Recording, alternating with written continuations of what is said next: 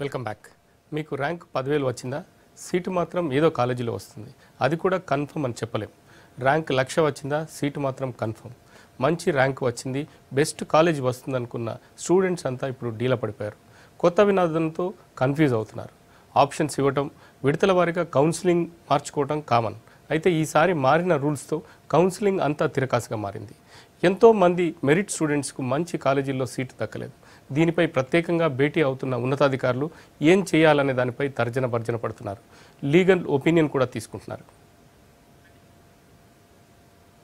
ఏ కాలేజీలోనూ seat రాని విద్యార్థులు 7, 8 తేదీల్లో రావాలంటున్నారు జేఎన్టీయూ అధికారులు. మంచి ర్యాంకు వచ్చినా సీటు ఎందుకు రాలేదు అర్థం కావడం లేదంటున్నారు విద్యార్థులు.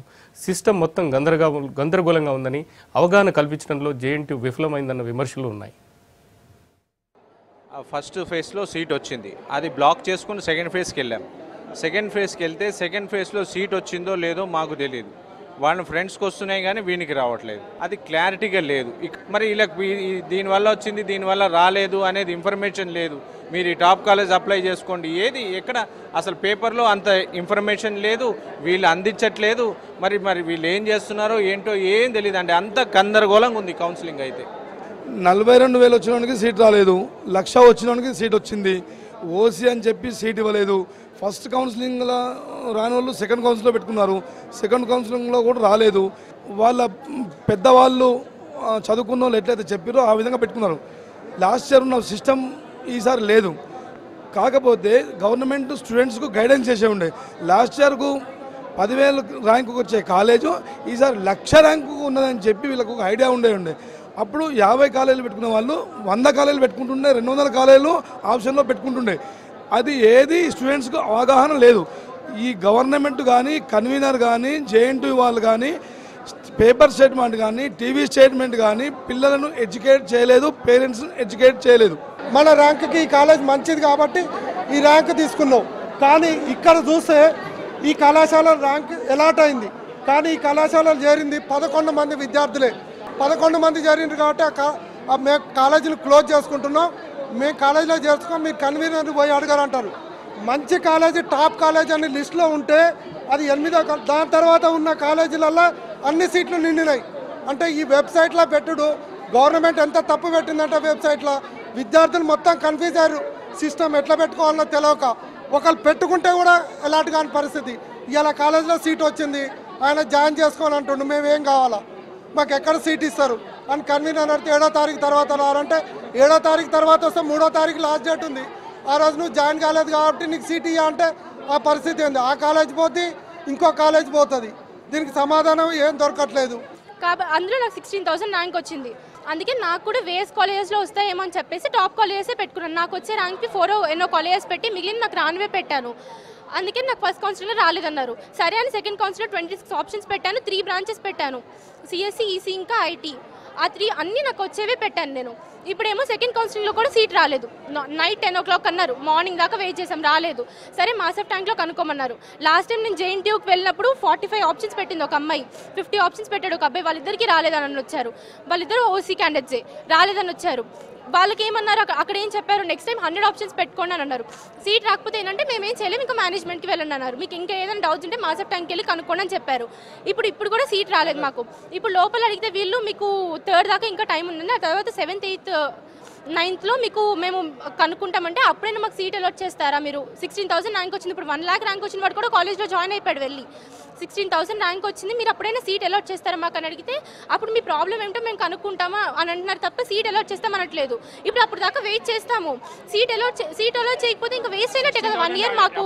నాకంటే ముందు వాళ్ళు ఎవరైనా డ్రాప్ అయిపోతే మీకు 5వ తారీఖు కానీ 6వ తారీఖు కానీ పిలిచి ఏమైనా అడ్మిషన్ ఉంటే చూసి మీకు సీట్ ఇస్తాం, లేకపోతే మీకు సీట్ లేదు. మీరు ఫస్ట్ కౌన్సిలింగ్లో పెట్టుకోలేదు కాబట్టి ఫస్ట్ పెట్టుకున్న దానికి 1,00,000 ఉన్నా కానీ వానికే ఇస్తాం, కానీ మీకు ఇవ్వం. ఎంసెట్ కౌన్సిలింగ్ మొదటి నుంచి గందరగోళంగా జరుగుతుంది. మొదటి నుంచి కూడా దశల వారీగా కౌన్సిలింగ్ చేస్తామన్న జేఎన్టీయూ రిజిస్ట్రార్, దీనికి ఎంసెట్ కౌన్సిలింగ్కి వ్యవహరిస్తున్న రిజిస్ట్రార్ కూడా దీని మీద చాలా కసరత్తు చేసినట్టుగా చెప్పారు. మొత్తం పారదర్శకంగా కౌన్సిలింగ్ ఉంటుందని చెప్పారు. అయినా కూడా వివాదాలు చుట్టుముట్టాయి. కాలేజీ యాజమాన్యాలు దీనిపైన అసంతృప్తితో ఉన్నాయి, ఇటు విద్యార్థులు కూడా అసంతృప్తి ఉన్నారు. ఇది అసలు మొత్తంగా ఎంసెట్ కౌన్సిలింగ్లో ఇంత గందరగోళానికి కావడానికి కారణం ఏంటి? దీని వెనుక అసలు నిజంగా జేఎన్టీయూ ముందు జాగ్రత్త చర్యలు తీసుకోకపోవడం జరిగిందా, లేకుంటే విద్యార్థులు అవగాహన చేసుకోవడంలో తప్పు జరిగిందా? ఇదే విషయం మీద డిబేట్ పెడుతున్నాం. మనతో ఈ డిబేట్లో పాల్గొంటున్నారు Srinivas Reddy, private engineering college association ప్రతినిధి, అదేవిధంగా నాగేశ్వరరావు గారు, స్టూడెంట్ ఫెడరేషన్ ఆఫ్ ఇండియా తరఫు నుంచి కూడా ఉన్నారు. ముందుగా శ్రీనివాస్ రెడ్డి గారు, మీరు నేరుగా ఇంజనీరింగ్ కాలేజీల నుంచి కోర్టుకు కూడా పోయారు. కౌన్సిలింగ్ వ్యవహారంలో మొదటి నుంచి కూడా దీన్ని పరిశీలిస్తున్నారు. మొత్తంగా ఎక్కడ గందరగోళం జరిగింది? విద్యార్థులకు ఈ స్థాయిలో నష్టం గతంలో కూడా జరగలేదు. ఎందుకు ఇది జరిగింది? ఎక్కడ తప్పు జరిగింది? జేఎన్టీయూ అఫిలియేషన్ ప్రాసెస్ స్టార్ట్ చేసిన తర్వాత కొన్ని కాలేజీలు పెట్టారు. కొన్ని కాలేజీలు పెట్టడం వల్ల కొన్నిట్లో 1-2 కోర్సులు ఇచ్చారు, కొన్ని మొత్తం కాలేజీలు ఇచ్చారు. మొత్తం కాలేజీలు ఇచ్చిన వాటిల్లో ఎక్కువ కాంపిటీషన్ వచ్చింది. ఎందుకంటే తక్కువ కోర్సులు ఇచ్చిన కాలేజీలో చదవాలంటే సర్వీస్ కోర్సెస్ ఎట్లా వస్తాయో అనే ఉద్దేశంతో పిల్లలు పెట్టుకున్నారు. దాంతోపాటుగా గందరగోళం ఎక్కడ జరిగిందంటే మెయిన్గా ranks, comparative of ranks with last year ranks is a big problem to the students. Last time 40,000 rank వస్తే లోకల్ ర్యాంక్ 22,000, 23,000 వచ్చేది. 2 ర్యాంక్స్ ఇచ్చేవాళ్ళు. ఆ 22,000 of the 85% of Telangana college seats వచ్చేవి. అట్లాగే స్టూడెంట్స్ లాస్ట్ ఇయర్ ర్యాంకులను పట్టుకొని పెట్టుకున్నారు. ఈసారి 50% of the last year rank, last year 40,000 rank cut off అయిన కాలేజీలో ఈసారి 20,000కి కట్ ఆఫ్ అయిపోయింది. ఎందుకంటే this is the first EAMCET of the state. Last year కూడా స్టేట్ డివైడ్ అయినప్పటికీ కూడా common entrance test of 2 states common అడ్మిషన్స్తోనే జరిగిపోయింది అప్పుడు 85-15% ప్రకారంగా. ఇప్పుడు మన స్టేటు 62,000 సీట్లు కౌన్సిలింగ్లో పెట్టిన వాటికి కౌన్సిలింగ్ జరగడం వల్ల 40,000 ర్యాంకు ఓసీ స్టూడెంట్ ఏమనుకుండు, 60,002 ఉన్నాయి కదా నాకు వస్తుంది అనుకుంటు. కానీ రిజర్వేషన్ పద్ధతిలో పోయే వరకు అవి ఓసీలకు 30,000 సీట్లే వస్తుంది. అసలు సీట్ వచ్చే అవకాశం లేనివాడు కూడా ఎక్స్పెక్ట్ చేసినట్టు అది. అంటే ఆ నాలెడ్జ్, ఆ ఎడ్యుకేటివ్ ప్రాసెస్ ఏదైతుందో కౌన్సిలింగ్ సెంటర్ కానీ గవర్నమెంట్ కానీ జేఎన్టీయూ కానీ ప్రాపర్గా ఎడ్యుకేట్ చేయలేదు. నాగేశ్వర్ గారు, అంటే విద్యార్థుల్ని అవగాహన కల్పించడంలో మొత్తానికి జేఎన్టీయూ విఫలమైంది, ఎంసెట్ కన్వీనర్ విఫలమయ్యాడు, ఎంసెట్ మొత్తం వ్యవస్థ అన్నది. మరి విద్యార్థులకు సంబంధించి మీ విద్యార్థి సంఘాలు దీంట్లో ఎందుకు ముందుకు రాలేదు? యాక్చువల్గా ఇప్పుడు అసలు ఇంజనీరింగ్ కౌన్సిలింగే మొదటి నుంచి గందరగోళంగా ప్రకటనలు వచ్చాయండి. దీంట్లో ప్రధానంగా ప్రభుత్వం చెప్పిన అంశాలలో 10,000 ర్యాంక్, 5,000 ర్యాంక్ వచ్చిన వాళ్ళకి మాత్రమే ఫీజు రియంబర్స్మెంట్ ఇస్తామని ఒక ప్రకటన చేసింది. ఆ తర్వాత విద్యార్థి సంఘాలు ఆందోళన చేసిన తర్వాత గత సంవత్సరం ఇచ్చినట్టుగానే ఇస్తామని చెప్పారు. అయితే ఇప్పుడు వెబ్సైట్లో అప్లై చేసుకున్నటువంటి విద్యార్థులకి అసలు వెబ్సైట్ యొక్క సర్వర్ అనేది సరిగ్గా పనిచేయకపోవటం, తర్వాత కానీ గత 3 ఏళ్ల నుంచి కూడా జేఎన్టీయూ కౌన్సిలింగ్ నిర్వహిస్తుంది. అసలు యాక్చువల్గా అనుభవంతో ఉన్నటువంటి జేఎన్టీయూ, కానీ ఆ అనుభవాలన్నీ కూడా ఈ తెలంగాణ ఏర్పడ్డ తర్వాత వాటిని పూర్తి స్థాయిలో అమలు చేసిన దాంట్లో విఫలమైందనే స్పష్టంగా చెప్పదలుచుకున్నాం. 2, ఇప్పుడు సీట్లు మిగిలిపోయినాయి, 10,000 ర్యాంక్ వచ్చినటువంటి విద్యార్థులకు సీట్ అలాట్ కాలేదంటానికి ఇంకొక అపోహలు కూడా విద్యార్థి తల్లిదండ్రులు వచ్చాయి. ఏదైతే మెయిన్ కాలేజీలు, టాప్ కాలేజీలు ఉన్నాయో ఆ కాలేజీలలో సీట్ అలాట్ కాకుండా ఆ సీట్లని ఇతరులకు అమ్ముకునేటువంటి ప్రయత్నం చేస్తున్నారనేది కూడా దీంట్లో ఒక అపోహలు ఈ మధ్య విద్యార్థులు తల్లిదండ్రులు కూడా చర్చ జరిగింది. దాంట్లో భాగంగానే ఈరోజు విద్యార్థులకి టాప్ కాలేజీలో సీట్ రాలేదు, తర్వాత కాలేజీలలో మాత్రం సీట్ రావడం అనేది జరిగింది. దాని ద్వారా అంటే కమ్ముకున్నారని కూడా స్పష్టంగా అర్థమవుతుంది.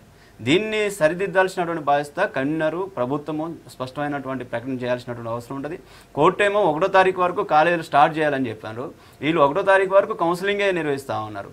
అంటే వీళ్ళు ఎప్పుడు కౌన్సిలింగ్లో వచ్చినటువంటి సీట్ వచ్చిన వాళ్ళు ఎప్పుడు కాలేజీలో జాయిన్ కావాలా, ఎప్పుడు ఒకవేళ మళ్ళీ ఏమైనా ఆప్షనల్ ఇస్తే మార్చుకునేటువంటి అవకాశం ఎప్పుడు ఇస్తారు, ఇవన్నీ కూడా గందరగోళంగా ఉన్నటువంటి పరిస్థితి ఉంది.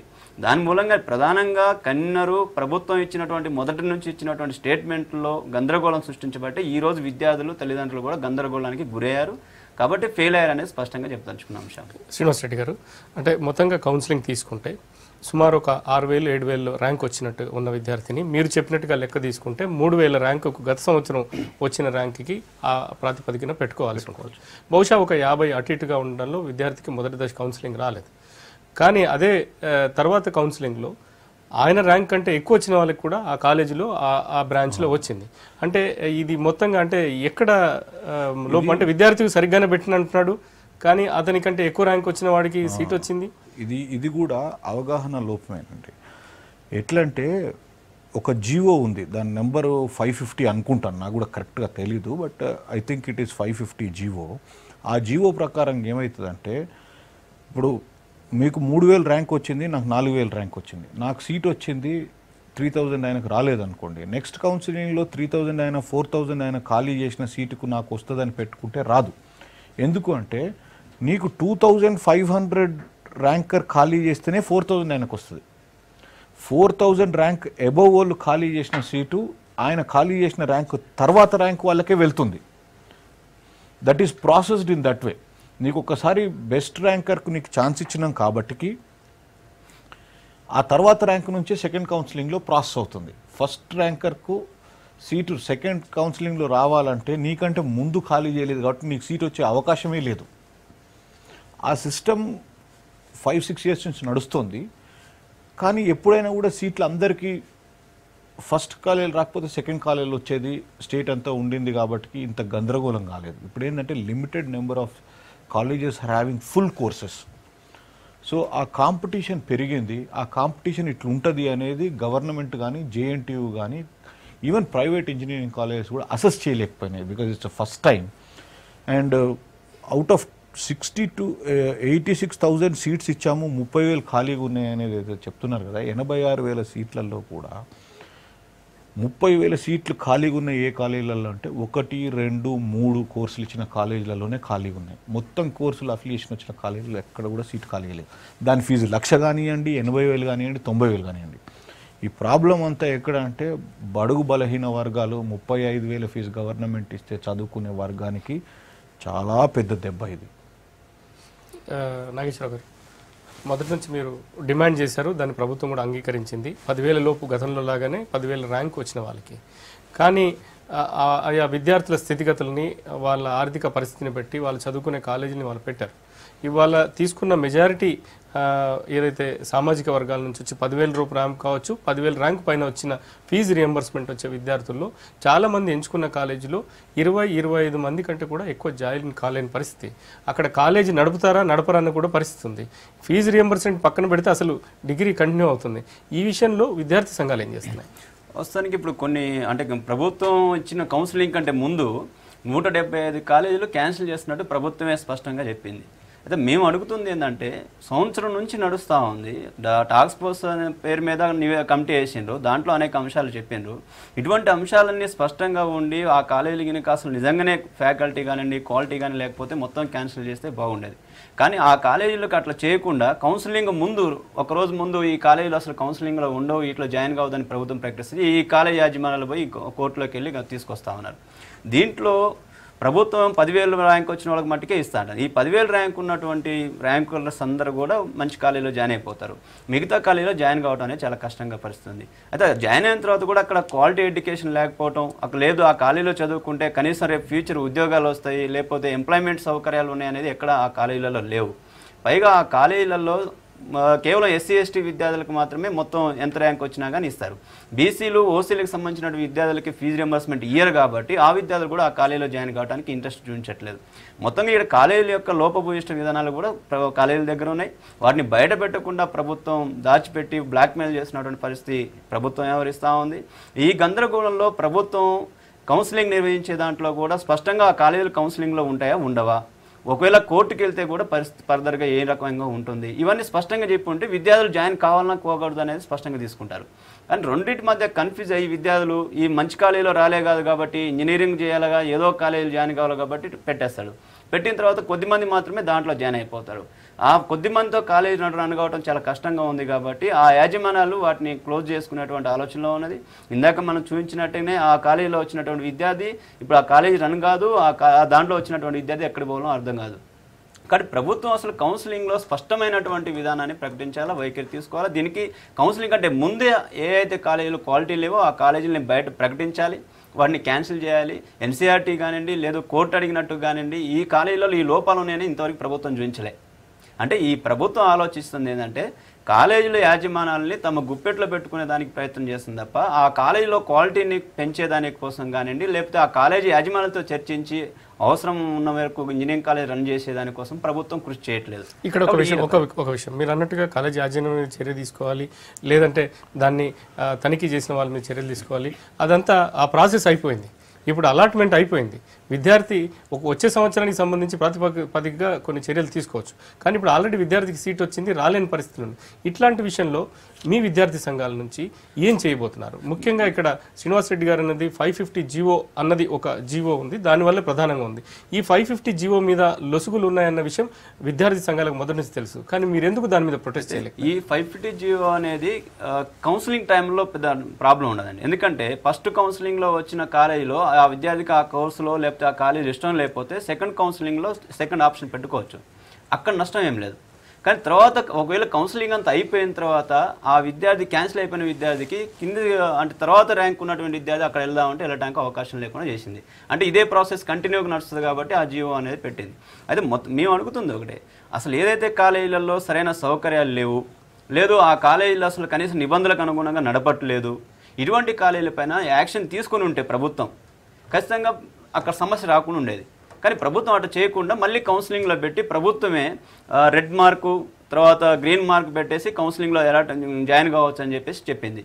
కానీ జాయిన్ అయిన తర్వాత విద్యార్థికి ఏమో స్పష్టంగా తెలియదు. ఇంకోటి ఏంటంటే ప్రభుత్వం ఈ కాలేజీలలో జాయిన్ అయితే రేపు నడపవచ్చు లేకపోతే విద్యార్థులకి ఈ సమస్యలు ఉంటాయని ప్రభుత్వం ఎక్కడ ఎక్స్పోజ్ చేయలేదు. ప్రభుత్వం ఆ రకమైన ప్రచారం చేసినటువంటి పరిస్థితి కూడా ఎక్కడ లేదు. కాబట్టి విద్యార్థులందరికీ ప్రధానంగా గ్రామీణ ప్రాంతానికి సంబంధించినటువంటి ఎస్సీ ఎస్టీ బీసీ అట్టడుగు వర్గాలకు సంబంధించిన విద్యార్థులు ఇంజనీరింగ్ చదవాలని కోరికతో ఈ మధ్యకాలంలో అన్ని కాలేజీలలో ఏ కాలేజీ ఏంటనేది కూడా స్పష్టంగా అర్థం కాకుండా కౌన్సిలింగ్లో పెడుతున్నారు. వచ్చిన తర్వాత తీరా చూస్తే దాంట్లో 20 మంది 30 మంది జాయిన్ అవుతున్నారు. 20-30 మందితో మేము రన్ చేయలేమని చెప్పేసి యాజమాన్యాలు చెప్తా ఉన్నారు. ఒకవేళ వచ్చింది కాబట్టి దాంట్లో కంటిన్యూ చేద్దామన్నా కనీసం ఆ కాలేజీలో కనీస సౌకర్యాలు లేనటువంటి పరిస్థితి ఉన్నది. ఈ సమస్యలన్నిటికీ ప్రభుత్వం పరిష్కారం చూపించాల్సిన అవసరం ఉంటుంది. ఆ రకమైన పరిష్కారం చూపించడం కోసం ఈ రోజు ఏదైతే జాయిన్ అయినటువంటి విద్యార్థికి ఆ కాలేజీలో రన్ చేయని చెప్పేసి క్యాన్సిల్ చేసుకుంటాం, మీ అడ్మిషన్ క్యాన్సిల్ చేసుకోమని చెప్తే ప్రభుత్వం మార్గం చూపించాలి. దానికి ఆ విద్యార్థులను అందరూ కూడా కలుపుకొని ఇంకో ఉద్యమానికి కూడా సిద్ధం అవడానికి మేము రెడీగా ఉన్నాం. శ్రీనివాసరెడ్డి గారు, మొత్తంగా ఇప్పుడు చూసుకుంటే ఇప్పుడు పరిస్థితి తాజా విషయాన్ని మనం చూద్దాం. చాలామందికి సెకండ్ ఫేజ్లో కూడా సీట్లు అలాట్ కాలేదు. వాళ్ళందరినీ 7-8 తేదీలో జేఎన్టీయూ రమ్మన్నారు. అంటే వీళ్ళందరూ వస్తే నిజంగా వీళ్ళకి సీట్లు ఇచ్చే పరిస్థితి ఉందా, లేకుంటే ఎట్లా సీట్లు సెకండ్ కౌన్సిలింగ్ తర్వాత ఎవరికి కూడా సీట్లు అలాట్ చేయలేరు. It becomes out of the way. 7-8 తారీఖులలో రమ్మన్నది ఎవరిని అంటే, నాకు ఆ కాలేజీలో సీట్లు వచ్చింది, ఆ కాలేజీలో 30 మందే ఉండరు, వాళ్ళు చెప్తామన్నా నేను జాయిన్ కాలేను, లేకపోతే వాళ్ళు చెప్తలేరు అనే కాలేజీలు అన్నారు. కాబట్టి వాళ్ళను reallotment into some other vacant colleges which are ready to run, ఎవరైతే రన్ చేసే కాలేజీలు ఉన్నాయో వేకెన్సీస్ ఉన్నాయో ఇక్కడి నుంచి తీసి అక్కడికి ట్రాన్స్ఫర్ చేస్తే తప్ప అలాట్మెంట్ కానీ స్టూడెంట్కు అలాట్మెంట్ ఇవ్వలేరు. Legally it is not permissible unless they announce A third counselling. 8th, 9th, 10th ఎట్లా ఇస్తారండి పిలిచి అలాట్ కాకుంటే? ఒకవేళ థర్డ్ కౌన్సిలింగ్ అనౌన్స్ చేసే పరిస్థితులు ఉన్నాయా? థర్డ్ కౌన్సిలింగ్ అనౌన్స్ చేయాలంటే August 1 అయింది కాబట్టి సుప్రీంకోర్టులో పర్మిషన్ తెచ్చుకోవాలా. కాకపోయినా కూడా మీకు 15 days ఆఫ్ టైం మిగిలిపోయిన సీట్లు చేసే అవకాశం ఉంది కాబట్టి 1st నుంచి క్లాసులు స్టార్ట్ కావాలా, మిగిలిపోయిన సీట్లు ఏమైనా ఉంటే 15th కావాలా, గవర్నమెంట్ ధైర్యం చేసి ఇంకో కౌన్సిలింగ్ 2 days టైం ఇచ్చి చేయొచ్చు. అంటే ఇక్కడ మొత్తంగా వ్యవస్థలకు మళ్ళీ ఒక కొత్త ప్రశ్న తలెత్తే అవకాశం. నాకు ఒక 5,000 ర్యాంక్ వచ్చింది, నాకు ఒక కాలేజ్ వచ్చింది, నాకంటే 8,000 9,000 ర్యాంక్కి రెండో ఫేజ్లో కూడా అతనికి ర్యాంకు అలాట్మెంట్ కాలేదు. రేపు పొద్దున ప్రభుత్వం చొరవ తీసుకుంటే 8,000 9,000 ర్యాంక్ వచ్చింది, నేను తీసుకున్న కాలేజ్ కంటే మంచి కాలేజీలో ఆయనకి సీట్ వచ్చింది, దీన్ని నేను ఛాలెంజ్ చేసే అవకాశం ఉంటుంది? లేదండి, బికాజ్ ఇట్స్ వెబ్ కౌన్సిలింగ్. నీకు 3,300 ఆప్షన్స్ పెట్టుకునే అవకాశం ఇచ్చిండ్రు. ప్రతి కోర్సులో ప్రతి కాలేజ్ పెట్టుకోవచ్చు డైరెక్ట్గాను. నాకు ఫస్ట్ CBITలో CSE కావాలి, ఎలక్ట్రానిక్స్ కావాలి, ఇవన్నీ పెట్టుకోవచ్చు. నువ్వు చేసిన తప్పిద కాలేజీలతో కొమ్ముక్కు అయిపోయి కౌన్సిలింగ్లో ఆ సీట్లు ఈ సీట్లు బ్లాక్ చేసే పరిస్థితి ఉండదు. ఎందుకంటే అది డీకోడెడ్ ఎన్క్రిప్ట్. నువ్వేం పెట్టినావు అనేది నువ్వు ప్రింట్అవుట్ తీసుకున్న తర్వాత రెండో మనిషి చూడలేడు, because it will be in another language. అది మళ్ళీ NIC రన్ చేసి సీట్లు అలాట్మెంట్ అయినప్పుడు తప్ప ఎవరికి తెలీదు నువ్వేం ఆప్షన్స్ పెట్టుకున్నావు అనేది, నీకు తప్ప. నువ్వు తీసుకుంటే మళ్ళీ నువ్వు లాగిన్ అయిపోయి నువ్వే చూసుకొని మళ్ళీ చేంజ్ చేసుకోవాలంటే తప్ప రెండో మనిషి చేంజ్ చేయలేడు unless you give your password and your copy to somebody else. గవర్నమెంట్లో ఎవరు కూడా చేయలేరు అది, అదొకటి. గవర్నమెంట్ కానీ కౌన్సిలింగ్ సెంటర్ కానీ చేయలేరు. ఇంకొకటి సీట్ అలాట్మెంట్ అనేది జరిగిపోయింది, ఆ స్టూడెంట్ జాయిన్ అయిపోయాడు. అతనికి తక్కువ ర్యాంక్ ఉన్న 4000 ర్యాంకుకి నాకు ఈ కాలేజీలు రావాలి 8000 ర్యాంక్ ఆయనకు ఓసీ ఆయనకి వచ్చింది అంటే ఇప్పుడు నువ్వు అడిగే హక్కు కోల్పోయావు. ఇప్పుడు నీకు ఎక్కడ గవర్నమెంట్ దయదలిచి ఇస్తే ఇప్పుడు ఎక్కడ వేకెన్సీ ఉంటే అక్కడ చదువుకోవాల్సిందే తప్ప నాకు మంచి కాలేజీలో సీట్ రావాలనే డిమాండ్ చేసే అవకాశం అయితే లేదు. ఇప్పుడు మొత్తంగా ఖాళీ ఉన్న 30,000 సీట్లలో దాదాపు అంటే టాప్ 10 కాలేజీ టాప్ 20 కాలేజీలో ఉన్న వాటిలలో కూడా ఖాళీగా ఉన్నాయి. దానికి ఒక పర్మిషన్ స్పాట్ అడ్మిషన్ అని అంటున్నారు. ఈ స్పాట్ అడ్మిషన్ అన్నది ఖాళీ లేవండి, ఖాళీ లేవు. అందరికీ అలాట్మెంట్ అయిపోయింది. అలాట్మెంట్ అయిపోయిన తర్వాత కూడా ఇప్పుడు ఫర్ ఎగ్జాంపుల్ ఒకరికి సమ్ ఎక్స్ కాలేజీలో వచ్చింది, వై కాలేజీలో మేనేజ్మెంట్ సీట్ కూడా వచ్చింది, ఇంకా బెటర్ కాలేజ్ అనుకుంటే ఇది ఖాళీ చేసి అక్కడ మేనేజ్మెంట్ సీట్లోకి పోతాడు. అయితే అది స్పాట్కి వస్తుంది. స్పాట్కి వచ్చినప్పుడు ఏం చేస్తారంటే అదే కాలేజీలో ఫస్ట్ ఇంటర్నల్ స్లైడింగ్కి అవకాశం ఇవ్వాలి. ఇంటర్నల్ స్లైడింగ్ తర్వాత బయటికి నోటిఫికేషన్ ఇచ్చి అడ్మిట్ చేసుకోవాలి. దానికి రీఎంబర్స్మెంట్ వర్తించదు. మీరు అన్నట్టు మొత్తానికి వచ్చే దీంట్లో మంచి కాలేజ్ వచ్చింది, స్పాట్ అడ్మిషన్ ఉంది. చాలామంది తల్లిదండ్రులు అనుకుంటుంటే మంచి కాలేజీలో చేయడానికి మొదటిగా ప్రిఫరెన్స్ ఇస్తారు. ఇప్పుడున్న పరిస్థితుల్లో స్పాట్ అడ్మిషన్ కింద ఒకవేళ అతను వెళ్ళినట్లయితే గవర్నమెంట్ ఇచ్చే ఫీజు రీఎంబర్స్మెంట్ అతనికి రాదు, వర్తించదు. అతను చదివిచ్చే స్తోమత తల్లిదండ్రులకు ఉండదు. ఇట్లాంటి పరిస్థితుల్లో ఒక స్టూడెంట్ నాయకుడిగా ఒక విద్యార్థిగా ఏం చేస్తే బాగుంటుంది? ప్రధానంగా ప్రభుత్వం చదువుకునేటువంటి విద్యార్థులకి చదువు నేర్పాలనే ఉద్దేశం లేదు. దాంట్లో భాగంగానే స్పాట్ అనే పేరు మీద కౌన్సిలింగ్లో వాళ్ళకి ఫీజు రియంబర్స్మెంట్ అర్హత లేకుండా చేసింది. స్పాట్లో వచ్చే వాళ్ళందరూ కూడా అట్టడుగు వర్గాలకు సంబంధించినటువంటి విద్యార్థులు, తల్లిదండ్రుల కోరికలు కూడా ఆ రకంగా ఉంటాయి. కాబట్టి స్పాట్ అనేది కాదు, చదువుకుంటా అనే ప్రతి విద్యార్థికి ప్రభుత్వమే ఇప్పుడు ఇంజనీరింగ్ కాలేజీలు ఇచ్చింది, ప్రభుత్వమే సీట్లు కేటాయించింది. ప్రభుత్వం ఎందుకు అందరికీ ఫీజు రియంబర్స్మెంట్ ఇవ్వకూడదని మేము అడుగుతా ఉన్నాం. అందుకని ప్రభుత్వం మంచి కాలేజీలో చదువుకుంటున్నటువంటి మంచి కాలేజీలు కావాలనుకున్న విద్యార్థితో సహా ఏ కాలేజీలో జాయిన్ అయినా ఆ విద్యార్థులందరూ కూడా కౌన్సిలింగ్లో స్పాట్లో వచ్చినటువంటి వాళ్ళకు కూడా ఫీజు రియంబర్స్మెంట్ ఇవ్వాలి. వీళ్ళందరూ కూడా అట్టడుగు వర్గాలకు సంబంధించినటువంటి తల్లిదండ్రులకు సంబంధించినటువంటి విద్యార్థులు. కాబట్టి ప్రభుత్వం ఆ రకమైన చర్య తీసుకోకుండా ఫీజు రియంబర్స్మెంట్ని ఎగ్గొట్టేదానికి స్పాట్ అనే పేరు పెట్టి చేస్తూ ఉంది. అందుకని ఇప్పుడు స్పాట్ పెడతారా లేకపోతే థర్డ్ కౌన్సిలింగ్ పెడతారా అనేది ప్రభుత్వం ఇష్టం మీద ఆధారపడి ఉంది. కానీ మేము కోరుతుంది ఏంటంటే థర్డ్ కౌన్సిలింగ్ పెట్టి ఖాళీగా ఉన్నటువంటి సీట్లన్నింటిలో కూడా విద్యార్థులను భర్తీ చేయాలి.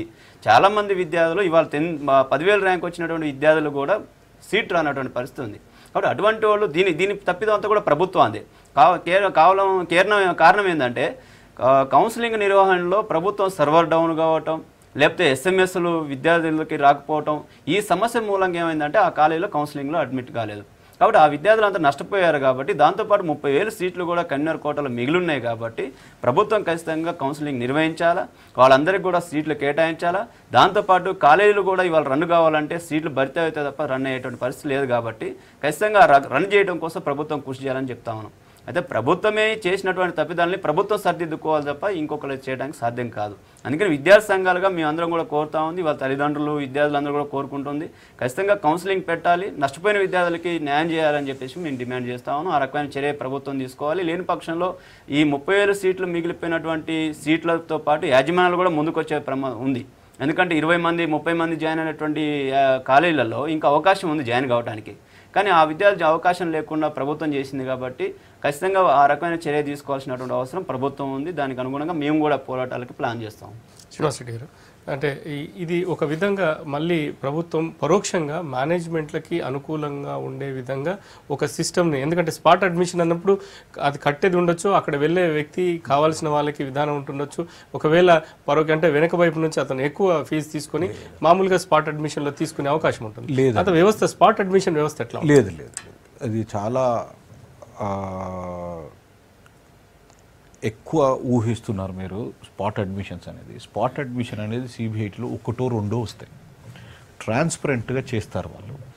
ఈ వేరే కాలేజీలలో 30,000 సీట్లు మిగిలిన తర్వాత స్పాట్ గురించి ఎవరు అడుగుతారంటే చిన్న కాలేజీలలో బెస్ట్ కాలేజెస్ అనే దగ్గర ఉన్నప్పుడు స్టూడెంట్ బెస్ట్ కాలేజ్ టాప్ 10 కాలేజెస్లో సీట్లు మిగిలవండి. 100% 99.9% రిపోర్టింగ్స్ అవుతాయి.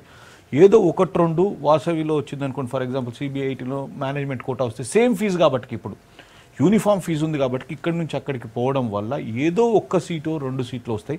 ఒక్క సీటు 2 సీట్లతో కాలేజీలు ఏం కోట్ల రూపాయలు సంపాదించవు, వాళ్ళు ఏం అమ్ముకోరు, అట్లా చేయరు. మామూలు కాలేజీలలో స్పాట్ మిగులుతుంది, ఏ ఫీజు అయినా అదే ఫీజు కదా ఇచ్చేది. సో ఇక్కడేమి పైసలు చేతులు మారి స్టూడెంట్స్కి అన్యాయం అయ్యేది అయితే లేదు. స్పాట్లో ఎక్కడ జరుగుతుందంటే ఎవరో ఒకరిద్దరు రీఎంబర్స్మెంట్ అవకాశం ఉండి మంచి సీట్ వస్తే అక్కడ పోలేరు తప్ప, that is only 0.1 or 2% losers will be there. Spot వల్ల పెద్ద కుంభకోణం జరిగేది లేనే లేదు. అందులో గవర్నమెంట్ రీఎంబర్స్మెంట్ స్కీమ్ వల్ల ఎడ్యుకేషన్ సిస్టంలో క్వాలిటీ వస్తుందా లేదా అనే డిబేట్ రావాలా ఫస్ట్. ఈసారి క్వాలిటీ అనేది తీసుకున్న తర్వాత ఎక్కడైతే ఎక్కువ కోర్సులు ఉన్నాయో, ఎక్కడైతే ఫుల్ కాలేజ్ అఫిలియేట్ అయిందో దాని ఫీజు చూడకుండా జాయిన్ అయినారు. అండ్ టాప్ 10 కాలేజెస్ కూడా రేపు చాలా ఇబ్బందికరమైన పరిస్థితులు వస్తాయి. క్వాలిటీ దెబ్బతినే అవకాశం ఎందుకు ఉంది అంటే కంబైన్డ్ స్టేట్లో 10,000 ర్యాంక్స్ వరకు ఫుల్ రీఎంబర్స్మెంట్ ఉంటే ఇప్పుడు సెపరేటెడ్ స్టేట్లోనే 10,000 ర్యాంక్ వరకు ఫుల్ రీఎంబర్స్మెంట్ ఉంది.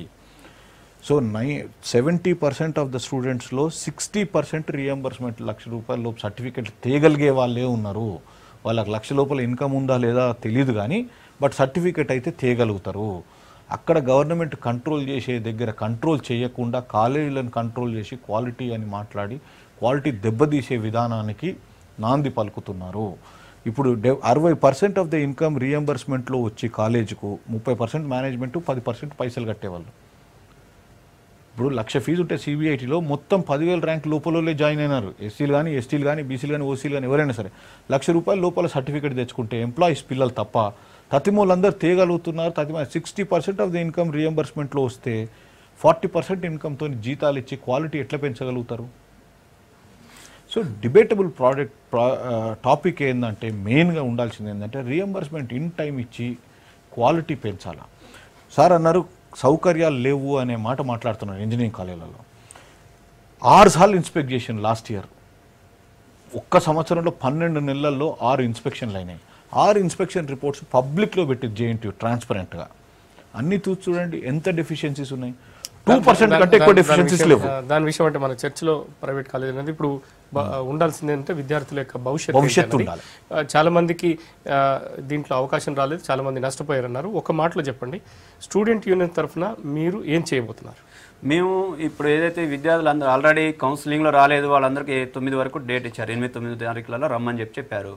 ఈ కౌన్సిలింగ్లో అంటే సీట్ వచ్చినటువంటి విద్యార్థి స్లైడింగ్ పెట్టుకోవాలనుకున్న వాళ్ళు కాకుండా మిగతా వాళ్ళు కూడా వస్తారు. అదే క్రమంలో ప్రభుత్వం ఒక సొల్యూషన్ ఇస్తేనా సరిపోతుంది. ఆ 37 సీట్లు కూడా భర్తీ చేయడానికి ప్రభుత్వం ఒక సొల్యూషన్ ఇస్తే సంతోషం. లేని పక్షంలో సుప్రీంకోర్టులో ఈ మళ్ళీ కేసు వేయాల్సినటువంటి అవసరం ప్రభుత్వం బాధ్యత కూడా ఉంది. ఇవి రెండు చేయకుండా సీట్లు భర్తీ చేయకుండా విద్యార్థులకు అన్యాయం చేస్తా అంటే మాత్రం ఖచ్చితంగా మేము మళ్ళీ పోరాటానికి సిద్ధమవుతాం. థ్యాంక్స్ అండి నాగేశ్వరరావు గారు, థ్యాంక్స్ అండి శ్రీనివాస్ రెడ్డి గారు. ఇది మొత్తానికి అయితే 7-8 తేదీల్లో ఏదైతే కన్వీనర్ కోటా కింద సీట్లు రాని వాళ్ళు ఉన్నారో వాళ్ళందరినీ రమ్మన్న దాని విషయంలో శ్రీనివాస్ రెడ్డి గారు ఇచ్చిన క్లారిటీ ఏంటంటే ఇప్పటి వరకు సీట్లు అలాట్మెంట్ కాని వాళ్ళకి ఎట్లాంటి బెనిఫిట్ ఇందులో ఉండబోదు అన్నది స్పష్టంగా చెప్పారు. అదేవిధంగా ఒకవేళ ఏదైనా కాలేజీలో సీట్ వచ్చి ఆ కాలేజీలో చాలా తక్కువ మంది ఉండి ఆ కాలేజీ నడవలేని పరిస్థితి ఉంటే అట్లాంటి వారికి మాత్రం ఒక అవకాశం అనేది ఇందులో ఇవ్వబోతారు, ఉండే అవకాశం ఉంది అన్నది శ్రీనివాస్ రెడ్డి గారి వర్షన్. ఇది మొత్తానికి 3 PM special debate. Keep watching V6 news as it is.